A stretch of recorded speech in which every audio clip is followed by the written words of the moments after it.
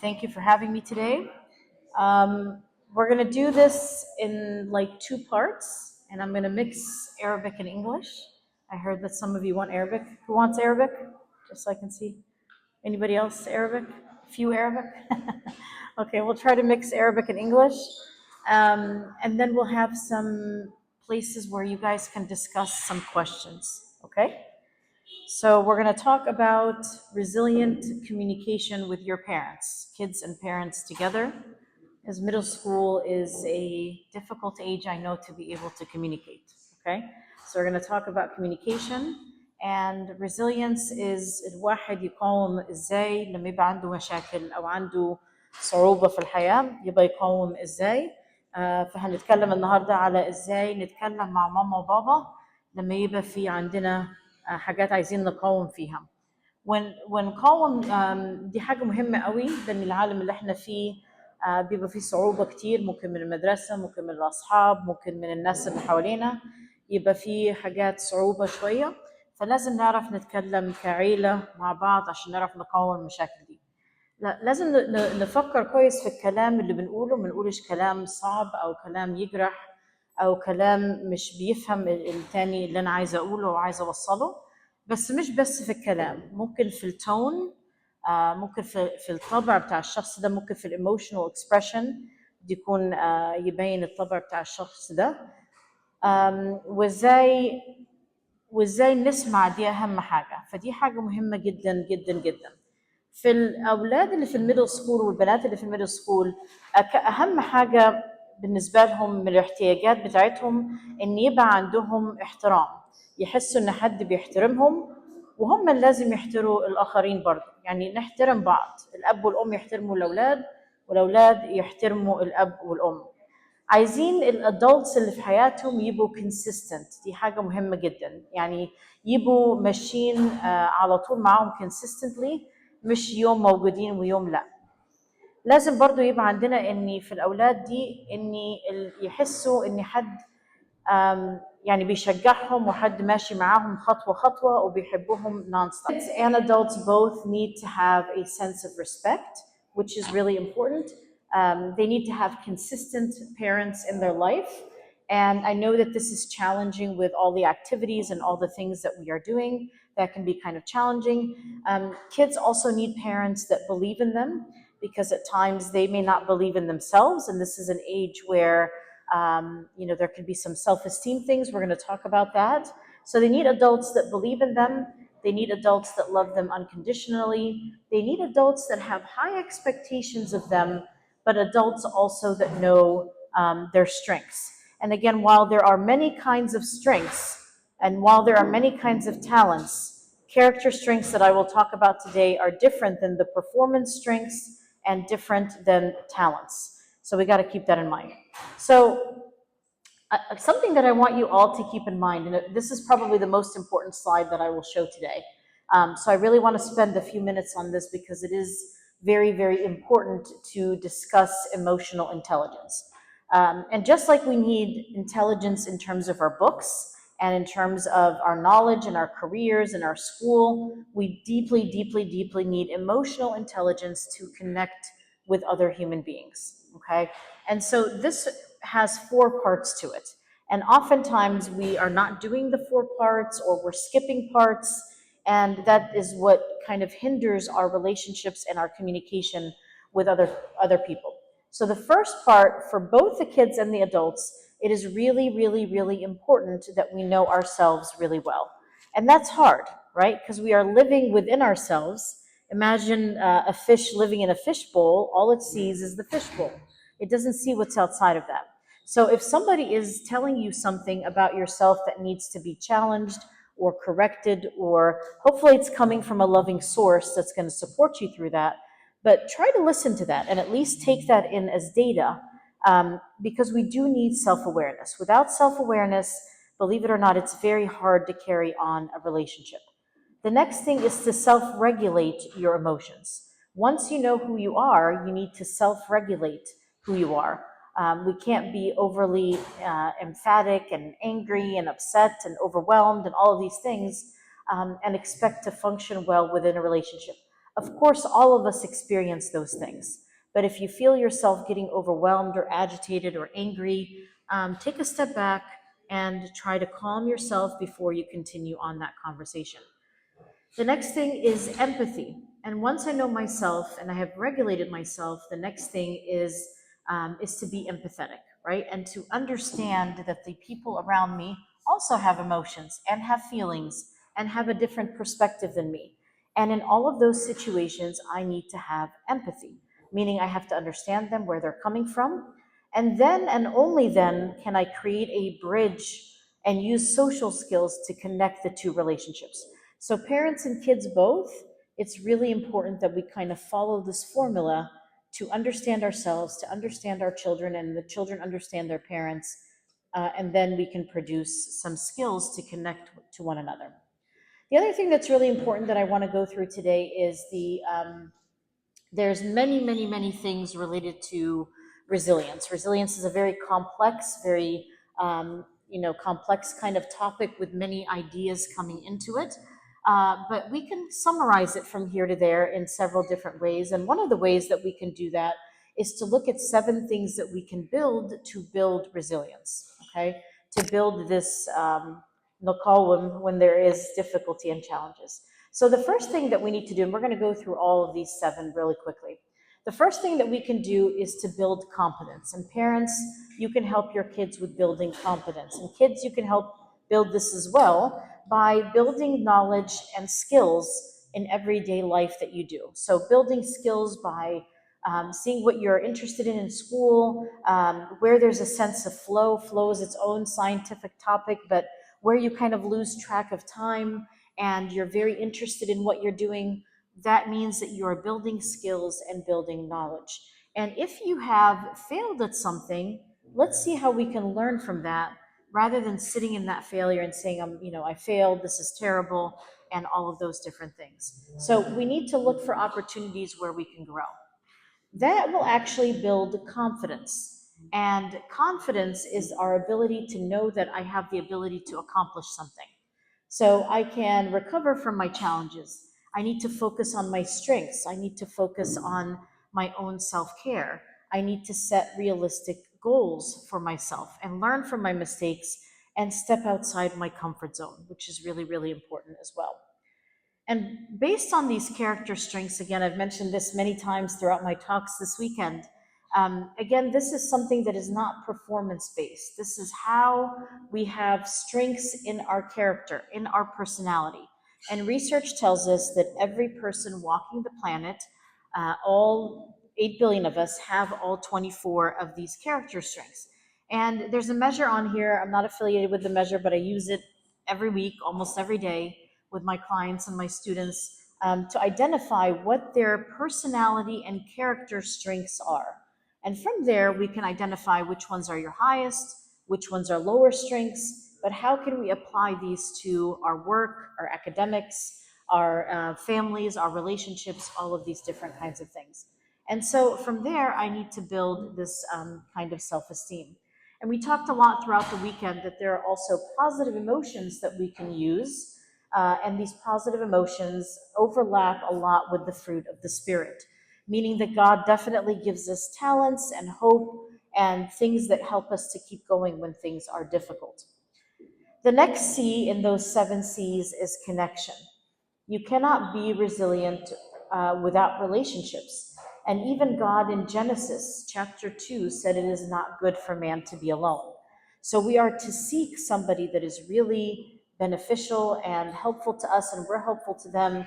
And through them, we create a community where we can connect and not feel alone, and where iron can sharpen iron. And so it's really important to have a sense of connection to become more resilient. That's really important as well. Just like I showed with those character strengths a minute ago, we need to build our character. Your parents' job is to build your integrity, to know right from wrong, to help you to identify a value system for yourself. And with time and with the things you will have learned from, the church, from your servants, from your parents, you will have built a value system that will help you to kind of know right from wrong as you're going through life. And that will help you to also have integrity. okay? Because sometimes it's hard to make decisions, and the Holy Spirit is supposed to nudge us in the right direction. The next thing is to make contribution. And you guys are still young, but soon you'll be going to servants prep and learning how to serve others as well. And even though we know that this is a big part of our church, research is now catching up to this and telling us that connection and contribution is so important to our mental well-being. It's called altruism, is another word for it, but it helps us to also acknowledge other people around us, that the world is not just about me, and what's best for me. It will help us to feel a sense of purpose as well. The next thing is to learn how to cope when there is a difficulty or a challenge. And what's important to know here, and your parents can help you a lot with this, is to learn that there are no quick fixes, all right? Everything that we need to accomplish takes a long time. And in some of the other classes earlier this weekend, I showed pictures of a butterfly. It sits in the cocoon for 21 days. The redwood trees take hundreds of years to get to the height that they get to, I think 350 feet or something like that, or even higher, I think. But these things don't happen overnight. And so it's really important to know that I have to cope with my challenges. And with faith and with our biblical understanding of things, we know that all things work together for good. So we have to be tenacious, we have to be perseverant, we have to be patient. And these things are hard in and of themselves, especially for you guys where everything is at your fingertips in a second, right? You can order anything from Amazon, it can be at your door this afternoon. So we want everything quick. But in order to build a resilience muscle, it takes time. In order to plant a tree, that little seed takes time. So things take time to grow and for us to develop in that regard. And finally, the last thing that we want to work on from those 7 C's is a sense of self-control. And our church is really big on talking about self-control, especially during things like Lent, right? We talk a lot about self-control. And research again tells us this helps us to stay away from unwise choices. It helps us to make better habits, to have good boundaries, to have good relationships, because relationships also take time to build with trust. So to build better of these 7 C's of resilience with your parents, we also need to have an 8th C, which is communication, okay? And we're gonna talk about parts of communication now, many parts to it. It comes with age, believe it or not, things get better with age. You have to be mindful of things like your emotions. If you're getting heated, it's important to take a break.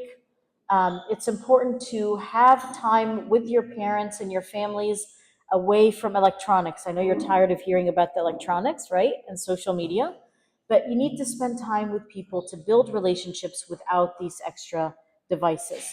It's also really important as parents and kids to name your emotions. I know that might be hard to read, but basically you can start with the basic emotions first, and after you continue with those basic emotions, happiness, sadness, fear, and anger. So after you start with those basic emotions in the middle, then you can identify more complex and more specific emotions in the middle of that. Also, your parents need to do something, this is for the parents, called authoritative parenting. And this means that your parents have a lot of love towards you, but also a lot of expectations. And if you think your parents have too many expectations, this part's for you to listen up to. A lot of the research tells us that when parents have rules and expectations for what they expect from you, but they also love you deeply and unconditionally and communicate that based on what we're talking about here, they will develop kids that are both successful and happy and generous and warm and respectful to adults and things like that. So these are the kinds of parents that allow their kids to explore within a certain parameter and framework and boundaries. They let them explore, but they're also deeply, deeply grounded in roots of integrity, roots of good values, roots of good morals, roots embedded in God and in Christ, of course. And so in these situations, this allows us to grow and be as good as communicative as possible. But inevitably, conflict arises, okay? And I know conflict arises between siblings, between parents and kids. It happens because, again, you are living in your own perspective of things. But if we follow that emotional intelligence we were talking about, you will really try to very hard to respect the other person and have them respect your opinion. You don't have to always agree, but everybody's opinion should be at least heard. Okay? We should be constructive, meaning we need to find a solution to this problem, not destructive.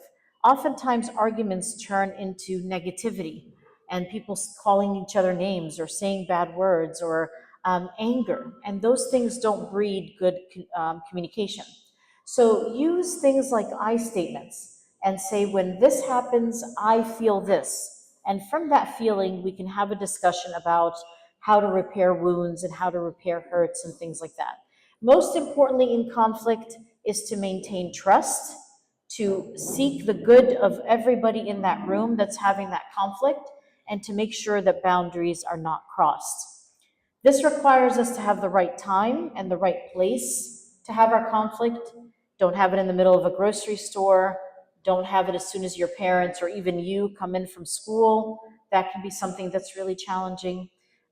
Make sure, thank you, make sure that you are also taking a break if things are getting heated, but name a date and a time of which you will revisit that conflict. So don't leave it open-ended. Don't start having a conflict today and then leave it open-ended for weeks at a time. If it doesn't get resolved, it gets accumulated, okay? If it doesn't get resolved, it gets accumulated. So we need to deal with the problems as they happen. So it's important to maybe have some regular family meetings. That really helps with this conflict issue. And the family meeting allows everybody's issues to come to the table where we can discuss certain things and discuss who needs what. Keep your discussions very, very focused. Keep them very focused on what the problem is that you're trying to solve and solve that problem. Then you also need to emphasize connection between all the members of that group and that family. And everybody has a say. There is some independence there, especially as you're getting older, but also we need to take into consideration um, the, um, the interest of the entire family. We want to promote that independence in everybody, but also promoting growth and unity at the same time. So it's not one person doing one thing and then everybody else is not too happy with that. That would not be good. When there is resilience, there is not an absence of difficulty. Resilience does not mean that there's no difficulty. Resilience means that there is a conscious choice to experience all the emotions that are out there, the full spectrum of all the human emotions that are out there, but you are not consumed by them and you're willing to thrive despite them. As I was showing to some of the other groups throughout the weekend, people that are resilient, they don't spiral downward. If you've ever noticed yourself when you're anxious or upset, you start thinking about all the negative things that potentially could happen. A resilient person thinks optimistically and their spiral goes upward, not downward. And so that becomes really beneficial as well because then they can see all the different possibilities, they can see the world optimistically, they can increase their coping skills strategies that they have, and this can buffer them against negative things. So again, I encourage all of you to look at your own personal strengths, to have good connections, especially at your age, young people, to have connections to people that are very consistent and anchored so they can guide you and support you in different areas. They can also help you to creatively problem solve through your situation. So we don't want you to hold in your problems. We want you to be able to discuss them so that other people can help you find solutions to those problems. And for the parents, don't immediately rush to fix. Unless something is really dangerous or unhealthy or going to be unwell for them in some way, do not rush to fix. This helps them to expand their ability to problem solve, and it helps them to label their emotions and to sit with the problem so that they can fix it. And this also helps them to demonstrate some coping skills. and to establish some meaning in their life and see how far they have grown. So it's really important, again, to make connections, to not see problems as unsolvable. Every problem is solvable, but we have to be, again, patient and problem solving and see the different things that we can do to help us to solve this problem. Also, do not expect life to stay the same. Nothing is going to stay the same forever. Things are going to change. Things are going to inevitably change. And in those times, we need to create goals, and the goals are going to help us to overcome our difficulties and our challenges. And we want to move towards goals that will help us to accomplish what we want to accomplish. We also need to take care of ourselves, which is really important, and keep things in perspective. We also want to focus on what is healthy and where are our strengths in each of our relationships, and keep building on those strengths. Again, there's measures out there that can help you identify what both your performance strengths are, but in the ones that I showed, what builds your character, what builds your personality. And focusing on our resilient history and encouraging a good relationship between our family and our community is really, really important. I also wanted to show you how to build goals. Anybody here see these SMART goals before as a way to build goals, right? Okay, so this is a really good way. If you don't know how to build goals, it's really, really important to be specific in your goals. Have goals that you can measure, like a grade that moves from one percentage to another percentage, for example. You have to take action to make your goals happen. Your goals have to be realistic, not something completely impossible to do, and they also have to have a time limit. If they don't have a time limit, it will be open-ended forever, and that won't be a good thing, okay? So we want to have a time limit, like in this grading period, for example, this is my goal, this is how I'm gonna measure it, it's very specific, and I can do it, it's not impossible.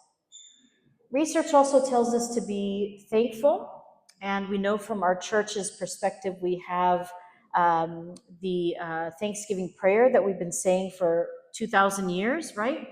But research is now catching up that people that have thankfulness within their family and individually tend to be able to be more resilient, because it shifts their perspective from all the things that are going wrong to the things that are going right. So we need to do that as well. Research also tells us to slow down and enjoy things. You don't have to fill your schedule every single day with something to do. You can spend time alone and with God and in prayer and with your family, and have it to be an enjoyable time in that regard. And so 3 rules to remember specifically for the parents: that what you do matters.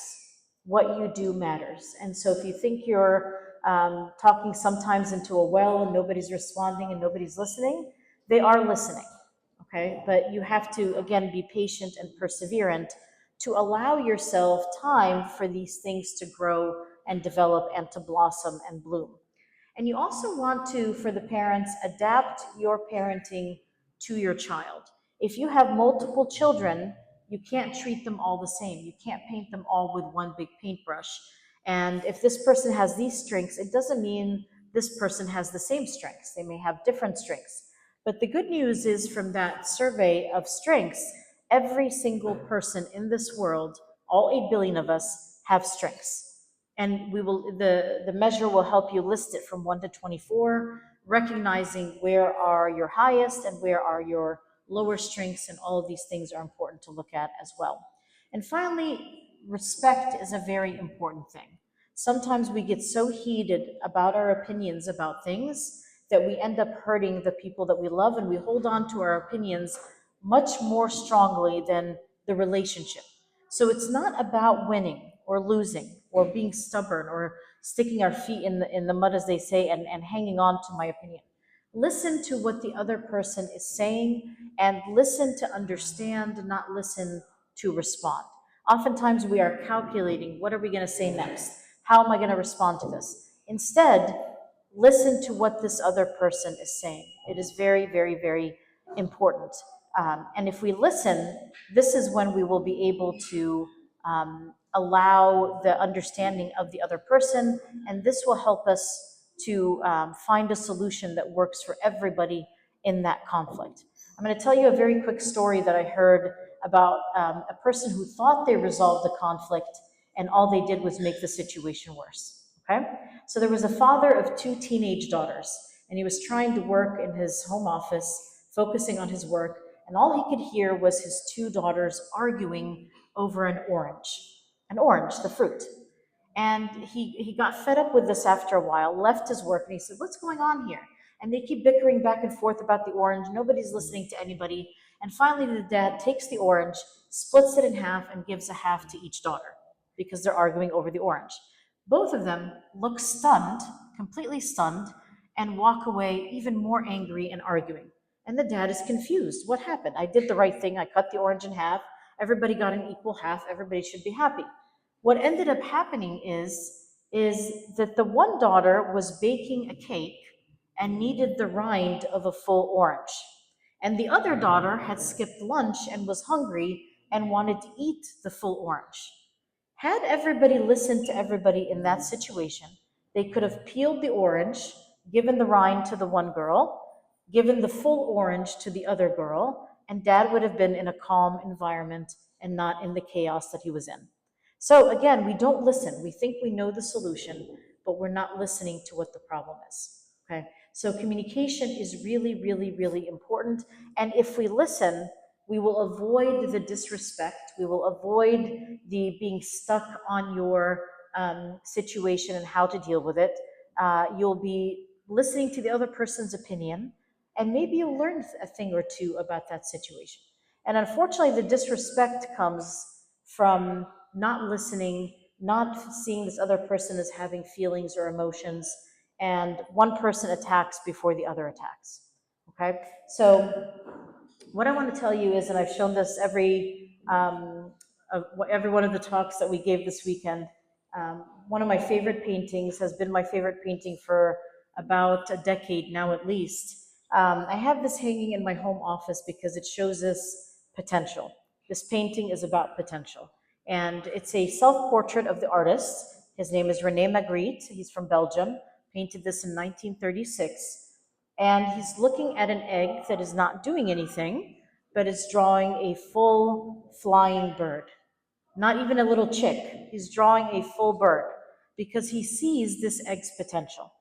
So I encourage you kids to see the potential in your parents and parents to see the potential in your kids. And if we do the both of those things, we will be able to communicate a little bit better as we go through this. So that's it for me. If you need to reach out, and then we're going to have like a little bit of a discussion point, and I have a couple questions I can answer to. I'll have some discussion questions in a second. But if you need to reach out to me after we're done here today at another time, the QR code on the right is my website. The QR code on the left is directly to my business WhatsApp. And that will connect you with me so I can help you further on a one-to-one kind of basis. And also, I will be having a twice a month group meeting, probably starting in June. And it'll be related to how to help parents to make their kids more resilient, for them to be resilient, to make their families more resilient, and to address it from that perspective. Those meetings will be twice a month, probably on Thursday evenings, I believe. And if you are interested, thank you. If you are interested, just either click on either of those QR codes, and I will get you signed up to be a part of that. This way we can have a community of good Christians encouraging and empowering and enriching and transforming one another so that we can all be resilient through our challenges and our difficulties.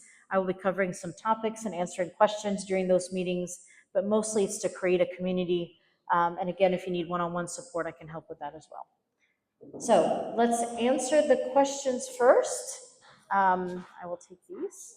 And then I will have some discussion questions where you can get in groups and discuss, and then we'll have 10 to 15 minutes at the end to discuss a larger group. What's the average screen time one should get? So I tell parents to hold off as much as possible in giving social media and phones to their kids. Research now is telling us that above 3 hours of use creates more depression and anxiety in youth your age and older. This is science-based research, not my own words. And our brains are meant to study and learn in a different way neurologically than these fast-paced 1-minute videos that we are watching. It doesn't help us to learn much or retain many information. But mostly we know that it contributes to a lack of mental health. So 3 hours is pushing it. I would really stick to 1 or less at your age. Okay? All right. How do you know if you are wrong or right in an argument or conflict with your parents or friends? What should you do? As I've been saying today, it's important to listen. It's important to listen to the other person's perspective. It's important to listen to the other person's perspective and not just be adamant about my discussion and my perspective and my way. Okay? It is important that it's not just my way, that we have to find a resolution and a compromise that will work for both people. Okay? It's more important to be respectful than to win an argument. Okay? It's more important to build the relationship and not have hurt feelings than to win an argument. That's not the point of the argument. The point of the argument is to get everybody's opinion out there. We all listen to each other and we come up with a solution that fits for everyone. What if I have different goals than my parents want for me, but both of them are good? Again, explain your perspective and why you see why yours is good. And parents, listen, they may have a point. And again, if they're following their strengths and they're still good value, moral, integrity-filled goals, then it's okay. It's okay for them to do what they want. In fact, if we have alignment with our goals, then it's a good idea to follow those goals, right? But to do so with discernment and wisdom. You can't just say, I'm going to do this and have no plan, right? Even the Bible tells us that before you build a building, you have to build a foundation, right? So you need to have a plan. You need to have a way that you're going to get to your goals. So do it with discernment, follow your strengths and align with those strengths, but importantly that you need to have integrity and values and morals in that regard. What if I can't express my feelings, always come out as anger and gives an attitude? Yeah, that's a great question. And oftentimes anger is a secondary emotion. We're unable to express our actual feeling and our actual emotion. It does come out as anger, okay? Even if you're reading the Bible tells us be angry and do not sin. So just like that wheel I showed, and I can show it to you again if you come up to me after at the end or something, start with those first 4 to 6 basic emotions, all right, which are usually happiness and joy, sadness, fear, or anger. Start with those first basic emotions, and then you can branch out to the more specific emotions as they're coming out of that wheel, and then really describe what you're actually feeling. The better you can describe it, the better your needs can be met, okay? Anybody here see Inside Out? I always recommend that you watch Inside Out. It's such a very good depiction of what our emotions can do for us. Don't be afraid of your emotions. They're providing you with data of what you're supposed to do. But at least the first movie in particular really describes those emotions very, very well. So do a good job of watching that and then name some more complex emotions. All right, what if rules are not fair or reasonable? Does that ruin the authoritative concept? Again, the authoritative concept is rules and regulations, yes, and parameters and boundaries, but with lots of love. Okay, and again, research says that is the best way to develop successful, happy, respectful kids, right? So if the rules are not reasonable and you think that you have a different perspective, ask your parents, why is your perspective different than mine? Are they worried about something? Do they see something far away that you're not seeing? Because again, our vision sometimes is limited, right? So maybe they see something that you don't. And so let them explain it to you, and you explain your perspective and come up with a better compromise, okay? So the point is to communicate, to get information across, not just to argue back and forth and say I won and that's the end of it. Okay? So I think we have about 20 minutes left. Let's take 10 of it to discuss these 5 questions in whatever order you want. We don't even have to get through all of them. And okay, our first question is, what is a topic that you struggle communicating with your parents about, other than social media? I know that that is a big topic. What topic do you struggle to communicate with your parents about? I saw your hand first in the Boston shirt.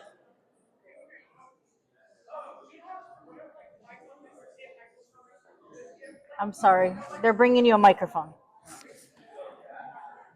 One of my group topics in like the Orthodox we just like FOMO, like we don't our parents don't like fear of missing out. Yeah. Fear of missing out, and like because we like don't we can't like explain to our parents how like our like generation like if we don't go to a certain event or we like if we don't get this certain thing, we kind of feel like we're missing out or something. Mm-hmm.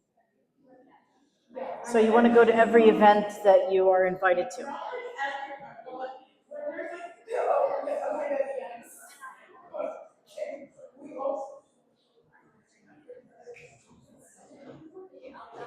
Okay.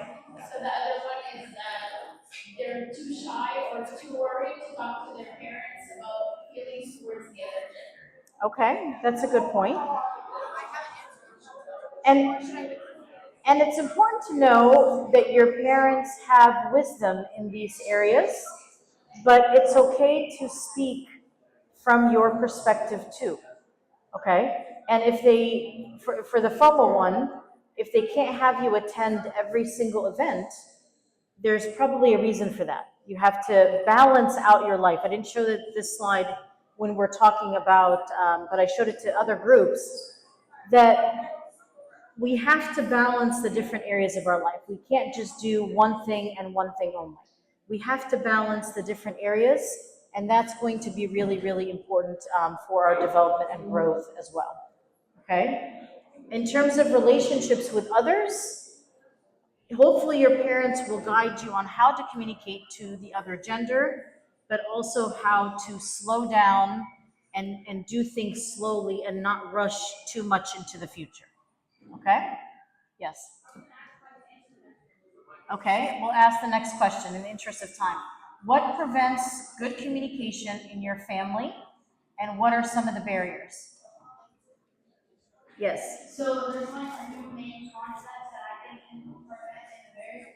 I think the first one is just the lack of listening. Like when there's an argument between two people, whether it be between me and my sibling or me and my parents, I think it's just that we don't listen to each other. We kind of just hear one part of the sentence and then guess the rest. And you know it like kind of like the orange thing. And then the second thing was kind of just like I don't know how to say it, making it difficult for no reason. Maybe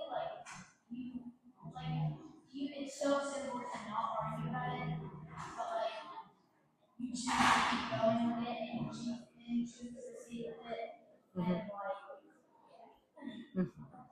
yeah, so people hear only part of the story and then respond. And this is why I'm saying listen to understand, not listen to respond. If we can do that, we will get very, very far. Anybody else want to answer that second question? Yes.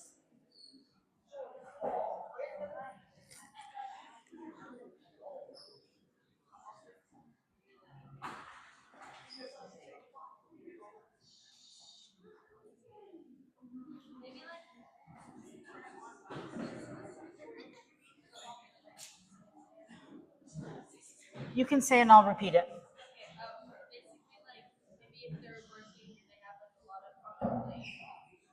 If they have like a lot on their plate or they're working, they don't have as much time to communicate with you, and it's kind of hard for like us like to ask them for time.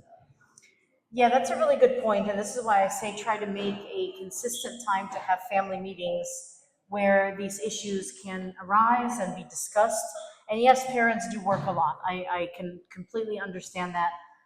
But they will also make time if you say, this is something that's really been on my mind and I really want to discuss it. I'm certain that they will make the time. And if not, try to have consistent family meetings so that those issues can come up and they can be discussed. Okay? Yep. Go ahead. And I'd love to hear from the parents too. There's a parent. There's one more here first. Go ahead.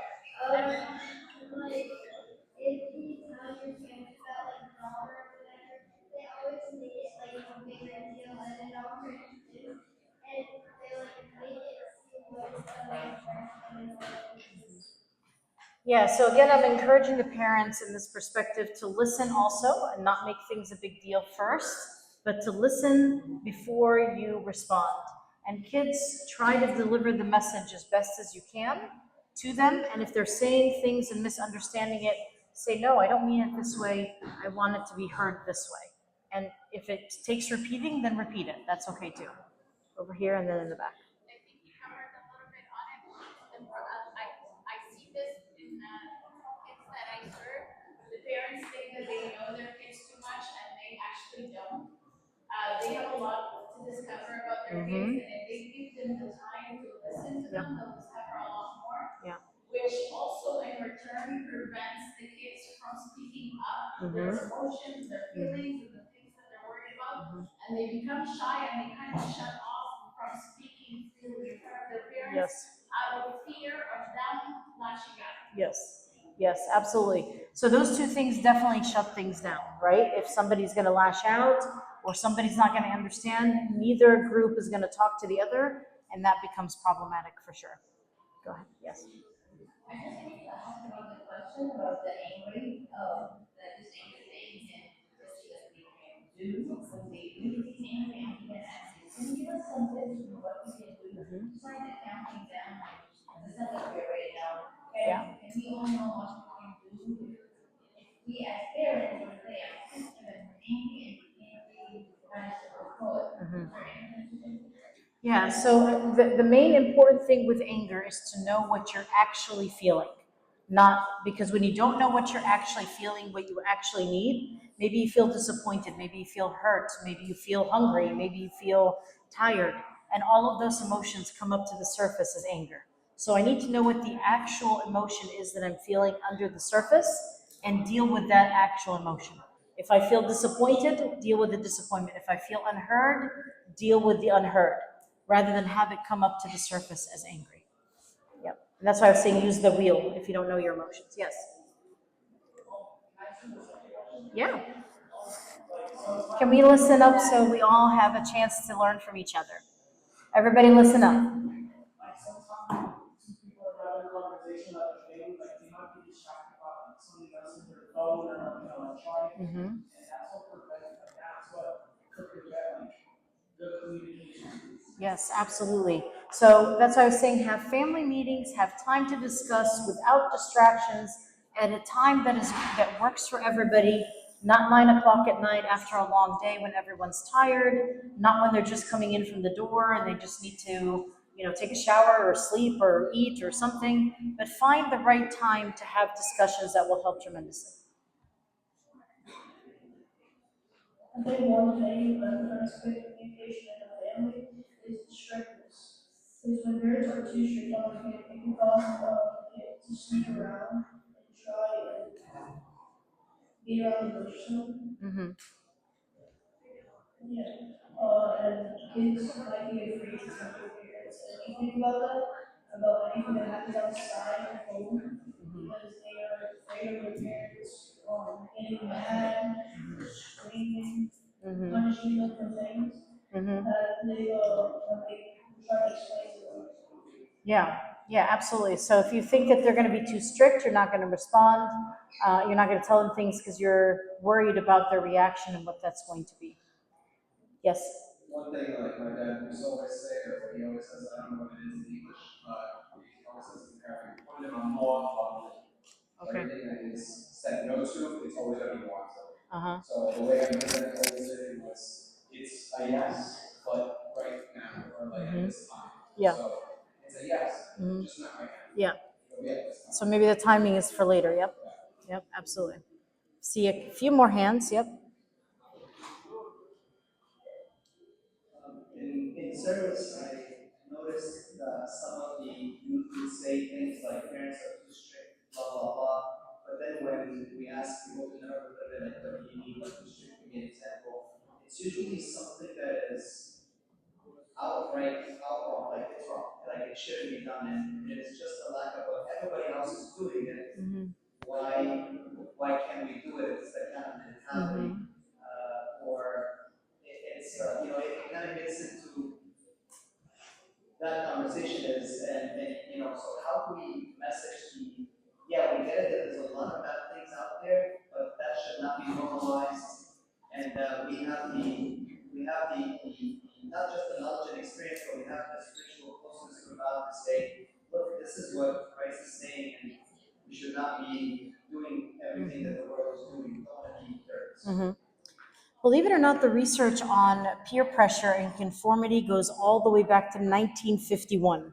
For 70 years or so, more than 70 years now, we have known that people will conform because they don't want to be the one that's the oddball out, right? But this particular research that I'm talking about that goes all this way back 70 years or so tells us that when we have a buddy with us that is willing to do the right thing, to say the right thing and do the right thing, we are more likely to do the right thing. So the more that you surround yourself with people that are similar in value, similar in integrity, similar in those things, you are more likely to withstand the temptations of, well, everybody else is doing it, so I want to do it too, right? Because now my friend is doing the same thing as me. So that actually helps us to fight against the general conformity and to do what is the right thing. But in general, it's okay to build somebody's self-esteem too and tell them, it's okay to be different. We don't have to be like everybody else as long as we're doing the right thing. And as long as it's within reasonable limits as well. Good questions. Should we move on to the third question? All right. How do you know when you are truly listening to each other rather than just planning a response?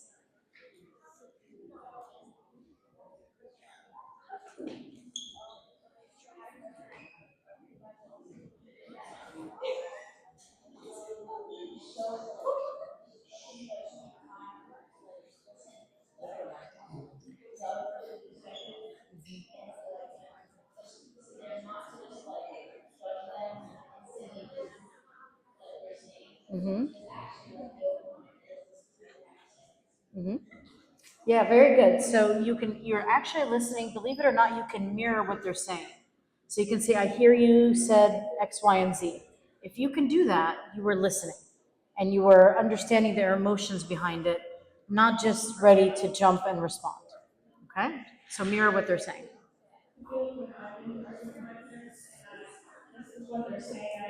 Can we listen, guys, so we can learn from each other? Thank you.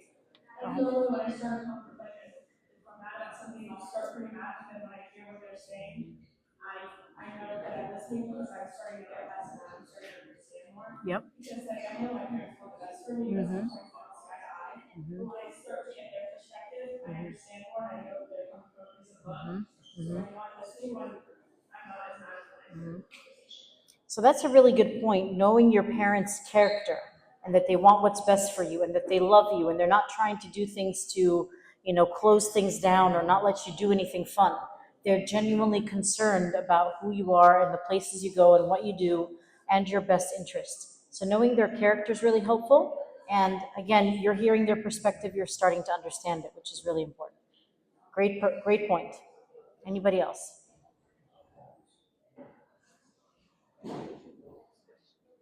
I think we have time for just one more, so we can go to the church for the Pentecost prayers. What are some open-ended questions you can ask each other to deepen the conversation and the connection? What do you think? And everybody knows what an open-ended question is, right?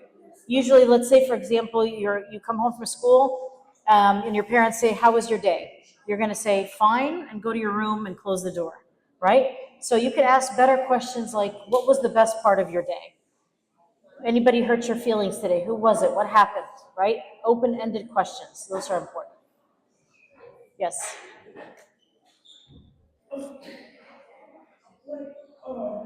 how was your day? Like, what happened? Like, what was the best part of your day? Like you said, your child is in a bad mood, like, oh, why are you doing this and that? Like, we also need to add like the why because like it also helps you elaborate, not with just a one-word answer, because then the conversation gets really dry. And like you can just like try to ask them like about their personal life in general, not just like how they're doing. They can just be like, oh, I went to school. Yeah.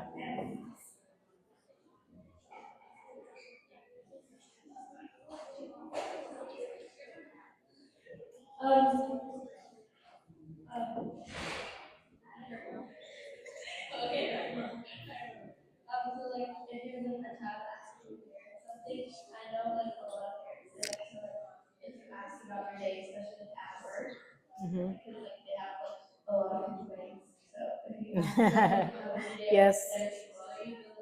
Yeah. they'll talk forever and actually have like really interesting stories to tell you about stuff. Yeah, that's a really good point too. If you listen to each other, you may hear a lot of interesting stories and learn more about the person in front of you. So it is really, really, really important to ask open-ended questions. And the last question, I'm just going to answer it really quickly here so we can move on. When we think about a specific time of day of when to have conversations, again, I would not do it very late at night after they've had a 12, 14-hour day and everybody's tired. Don't do it when they're visibly in pain or hungry or need to sleep or need a shower or any of these basic human needs. Those are not the times to talk about things. And also don't dump everything on your parents or parents on your kids as soon as they walk in the door, okay? That's a very difficult one as well. They're dealing with thoughts about work or school or throughout their day.